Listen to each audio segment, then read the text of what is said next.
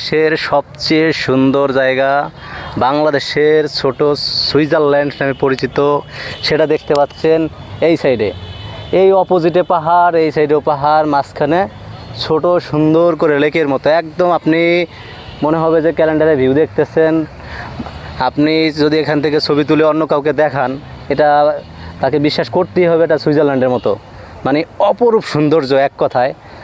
আর এটার সাইডে আমি যদি এইটা দেখাই, এইটা দেখাইলে দেখেন কত সুন্দর পাহাড়, ঠিক আছে। মানে পাহাড়ের কোল ঘেঁষে যখন বৃষ্টি হয়, এই পাহাড়ের পানিগুলো কিন্তু এই লেকের ভিতরে নামে। আর লেকের পানিটা দূর থেকে দেখতে পাচ্ছেন কিনা জানি না, পানিটা কিন্তু একদম চকচকা, মানে নীল নীল প্রকৃতির পানি একদম, মানে কোনো আবর্জনা নাই, ময়লা নাই, একদম সুন্দর পানি।